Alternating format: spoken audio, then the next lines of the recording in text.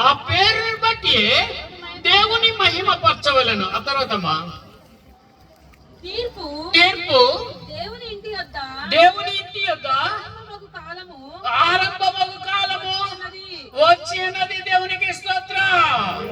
తీర్పట ఎవరి దగ్గరికి వచ్చి నుండి స్టార్ట్ అవుతుందమ్మా? దేవుని బిడ్డల ఇంటి యొద్ద నుండి. ఒకసారి మనల్ని మనం పరిశీలన చేసుకుందాం. తీర్పు ఒకవేళ మన ఇంటి దగ్గర మొదలైతే మనం రక్షింపబడే వారిలో ఉన్నామా? ఎత్తబడే వారిలో ఉన్నామా? దేవుడు మనల్ని పరీక్షిస్తున్నాడు. ఒక్కసారి మనల్ని మనం పరిశీలించుకోవాలి. ఆ తర్వాత చదువుతలే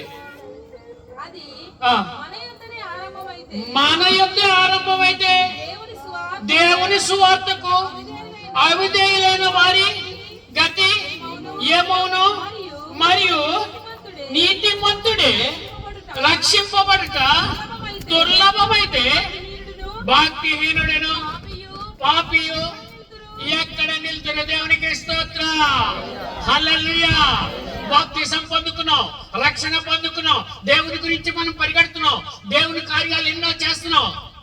మనకే ఒకవేళ రక్షణ లేకపోతే ఆయన వెంబడించిన వారి సంగతి ఏంటి? Question mark. అలాంటి వారిని మన దగ్గర పంపిస్తారండి. ఎందుకో తెలుసా? వారికి మన జీవము గల యేసుని గురించి తెలియచేయమని, మనం పొందుకున్నటువంటి మేళ్లను గురించి తెలియచేయమని, మనం అనుభవిస్తున్నటువంటి ఆయన ఇచ్చినటువంటి వాటిని తెలియచేయటానికి. ఎప్పుడైనా తెలియచేసావమ్మా? మన అక్కడ చర్చిలో ఒక మాట అనుకున్నాం. నలుగురు కలిసి చక్కగా కూర్చొని మాట్లాడుకుంటారు.